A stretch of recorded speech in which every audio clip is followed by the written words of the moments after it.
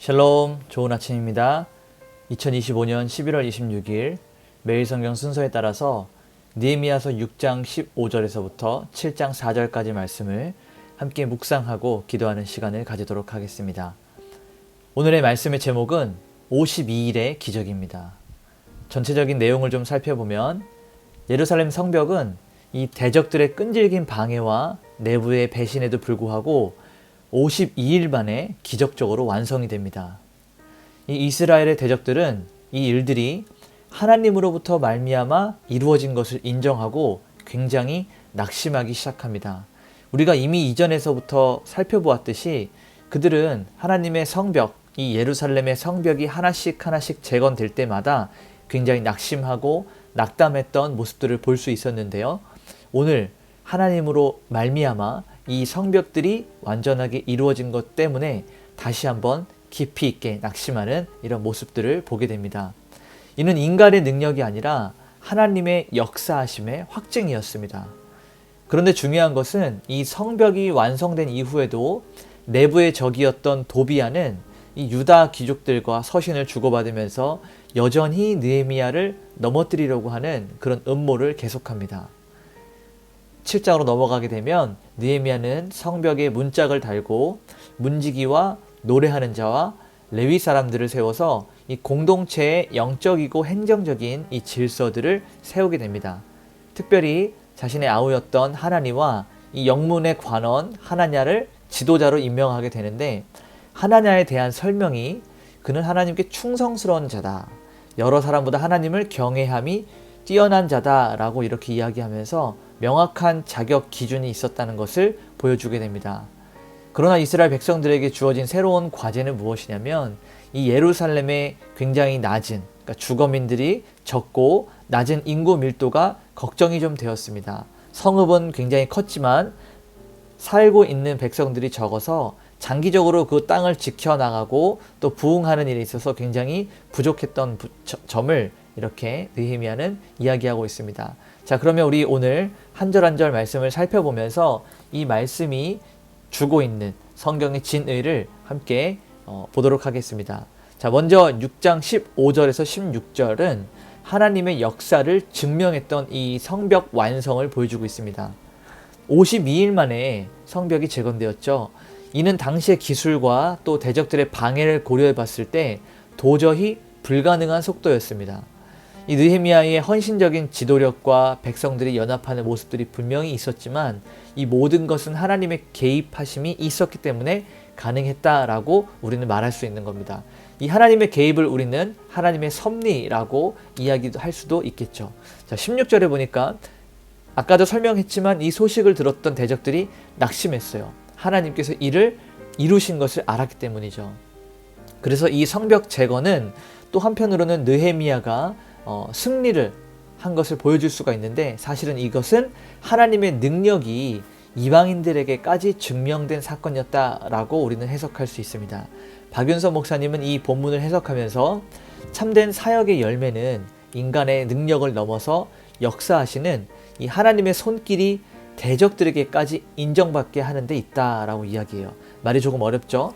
우리가 사역을 할 때 진짜 열매는 뭐냐 이거예요. 진짜 열매는 하나님의 손길이 우리의 대적들 또는 믿지 않는 자들에게도 하나님이 하셨음을 인정하게 하는 그러한 입술의 고백이 나오게 하는 것, 그들의 마음으로 인정하게 하는 것, 이것이 진짜 우리 사역의 열매다라고 설명을 하고 있는 것입니다. 자, 두 번째 단락을 보게 되면 17절에서부터 19절까지 말씀인데요. 사역이 완수된 이후에도 계속되는 이 내부의 적에 대한 내용들이 나오게 됩니다. 자, 17절에서 19절을 보게 되면 이 성벽은 완성되었는데 유다의 귀족들은 여전히 느헤미야의 대적이었던 도비아와 서신, 편지들을 주고받고 있습니다. 많은 사람이 이 도비아에게 심지어 맹세까지 하게 되죠. 이는 도비아가 유다의 귀족들과 또 유력한 가문들과 결혼을 해서 내부적인 영향력을 여전히 유지했다는 것입니다. 굉장히 무서운 전략이고 굉장히 무서운 사람입니다. 그런데 우리는 이 부분을 살펴보면서 물리적인 승리가 영적인 승리다, 끝났다 라고 이렇게 말하고 말할 수가 없다는 것을 보여주고 있는 거예요. 성벽이 재건되어서 모든 것이 끝난 것이 아니라 이 교회가 또 하나님의 백성들이 세상과 타협의 끈을 놓지 않으면 여전히 그들과 소통하고 여전히 그들에게 마음을 빼앗기고 이런 일들이 계속 생겨나면 지도자의 사역, 그러니까 느헤미야와 많은 백성들이 하나님의 일에 열심을 내려고 하는 이런 일들, 하나님의 사역들이 약화되고 막히게 된다는 것이죠. 그리고 내용은 7장으로 넘어가게 돼서 이 공동체가 새롭게 정비되고 또 지도자를 세우는 이 부분들을 우리가 보게 됩니다. 7장 1절을 보게 되면 느헤미야는 성벽이 완성된 이후에 곧바로 무엇을 하냐면 문짝을 달아요. 이제 방어를 완료했다는 표시입니다. 그리고 나서 문지기와 노래하는 자와 레위 사람들을 세우게 됩니다. 이 문지기는 어떤 행정적인 질서를 보여주고 있고 노래하는 자, 레위 사람 이런 사람들은 영적인 예배를 회복하는 것을 보여주고 있습니다. 그러니까 물리적으로 이 성벽을 세우는 것이 궁극적인 목적이 아니라 정말로 그들이 원하고 바라고 기대했던 것은 무엇이냐면 예배의 회복에 있었다는 얘기예요. 오늘날 우리도 교회를 생각해 볼 때 어떤 건물로 바라볼 때가 많지만 교회는 사실 건물이 아니라 우리 성도 각 사람이 교회입니다. 이런 교회들의 연합이, 교회들의 모임이 결국은 하나님을 예배하고 하나님을 찬양하고 하나님을 높이는 자리까지 나아가야 됩니다. 또 7장 2절에 보니까 느헤미야는 예루살렘을 다스리는 지도자로 하나니와 하나냐를 임명합니다. 특히 하나냐는 충성스러워서 여러 사람보다 하나님을 경외함이 뛰어난 자다라고 이렇게 기록이 되어 있죠. 자, 지도자에게, 한 공동체를 다스리는 리더에게 가장 중요한 두 가지 자격은 그가 얼마나 훌륭한 능력을 가졌는가, 그의 배경이 얼마나 좋은가, 겉으로 보기에 얼마나 아름다운가, 이러한 것들이 아니라 하나님을 향한 충성스러움, 신실함이죠. 이것과 하나님을 경외함, 이 경건함이 분명히 있어야 된다는 사실을 느헤미야의 지도자 세움을 통해서 우리는 확인해 볼 수 있습니다. 또 3절에 보니까 느헤미야는 문지기들에게 이렇게 명령해요. 해가 뜨거울 때 문을 열고 해가 지기 전에 닫으라. 그러니까 이는 이 문의 역할이 있죠. 방어였기 때문에 경계가 느슨해질 수 있는 이 새벽 시간들을 좀 조심하고 깨어있을 때 그들이 정신을 차리고 방어할 수 있는 그 시간에만 문을 열어서 통과하게 하고 사람들이 다니게 하는 이런 현실적인 지혜와 또 경계하는 모습들을 잘 보여주고 있습니다.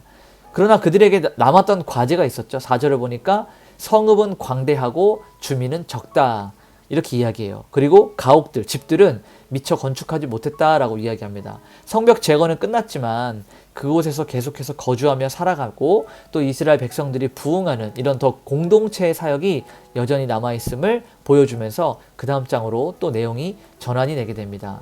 자, 그래서 오늘 이 말씀들을 원포인트로 좀 정리하면 52일 만에 성벽 재건이 된 것은 인간의 능력이나 탁월함이 아니라 모든 일을 주관하시고 모든 것을 다스리시는 하나님의 능력을 보여주신 사건이다.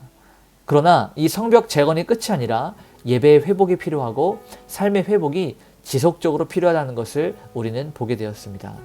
오늘 이 말씀을 가지고 우리 두 가지를 좀 적용해 보았으면 좋겠습니다. 첫 번째는 내 삶과 내 사역에서 하나님 나에게 허락하신 일상 가운데서 얻은 성과들을 내가 열심히 하고 내가 잘하고 내가 탁월해서 다 된 거야 라고 말하지 말고 느헤미야처럼 하나님으로 인하여 이러한 일들을 이루게 되었다 라고 고백하면서 모든 영광을 하나님께 올려드릴 수 있기를 소망합니다.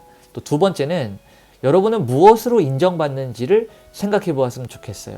우리가 실력으로, 능력으로 인정받는 것도 좋지만 하나님을 경외하는 사람으로 인정받을 수 있기를, 하나님께 충성되는 그 충성스러움으로 인정받을 수 있도록 우리의 삶이 하나님께 더욱더 고정되었으면 좋겠습니다. 그래서 오늘 이렇게 우리 같이 한번 기도합시다. 하나님, 제 삶에 허락하신 모든 성과들, 하나님이 주셨던 모든 열매들이 오직 주님으로부터 말미암았음을 고백하게 하여 주시고 이것들을 감사하게 하여 주시옵소서. 또한 내부의 적과 같은 이 지속적인 유혹들 앞에서도 항상 영적인 경계를 늦추지 않고 하나님께 집중할 수 있는 분별력, 지혜를 허락하여 주시옵소서. 우리 이러한 기도 제목을 가지고 오늘 하루 하나님과 동행하는 하루를 살아낼 수 있도록 같이 기도하며 나가도록 하겠습니다. 기도하시겠습니다.